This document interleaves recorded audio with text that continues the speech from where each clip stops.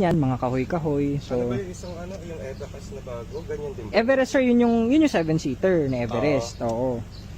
So ito yung 5-seater na parang EcoSport. Mas malaki ng konti, mas updated. Yung yan, kung gusto niyo naman ng 7-seater in the future, Everest. Yan, Everest. May mga 7-seater ng mas malaki ng kaunti. Tsaka diesel kasi yung mga ganun eh. Oo, ayun din yung diesel din. Actually, kung makikita nyo, mas mataas pa yung ground clearance ng EcoSport nyo eh, kaysa dito eh. Mas mataas ng kaunti. Or not the same. Pa? Same ng mods? Halos same lang sir. Ang lang niya, mas malapad siya ng konti. Mas malapad, mas maluwag, mas mahaba. Kumbaga, ito yung sumunod na EcoSport. Ano neto? 1.5 din. Oh, pareha sir. Ang lang niya, turbocharged, EcoBoost. Oh, malapad lang talaga. Okay. Ayan, so, yan, yung sa inyo, pogi din naman, di ba? Crossover.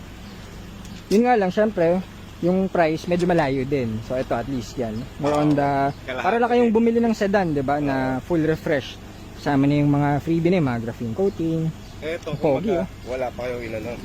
Ito sir, wala pa kaming kasi technically sir, may warranty pa siya sa kasa. So kung magpapalit-palit man yan, tingin mo same lang din kayo naman loob nito. Hindi na siya same sir. Iba na yung mga parts Iba na. na yung mga parts. Oo, updated na kasi to eh. So, hindi tulad nito, yan, ito same mga engine transmission sa mga Fiesta, ganun siya. Kaso kumbaga magaling pa din kayo dito sa Ford pa rin naman yun sir eh. Tsaka yun nga, kapag syempre tulad niyan, 3 years pa lang wala pa kasi tinakbo lang ito sir, 15,000 eh. So technically parang brand new pa siya. Bago nga talaga. Kaya siya may warranty pa din sa kasa. Kaya tulad niyan, best niyan, sa kasa nyo lang ipa-check, ipa-maintain kasi nga may warranty pa siya.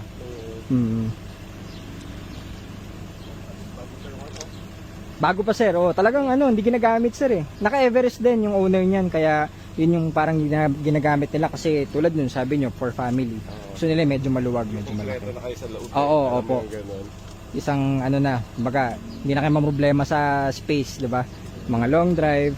Pero ito naman syempre, kumbaga, at least compared sa mga sedan, iba, mas maluwag pa rin. Tsaka mas mataas. So, small SUV pa rin siya. Dito kasi plano yes sir, yung Fiesta po. Fiesta lang sa wag. Kaya, kumbaga, okay na rin. Kumbaga, value for money kasi sir. Kaya maraming kumukuha EcoSport.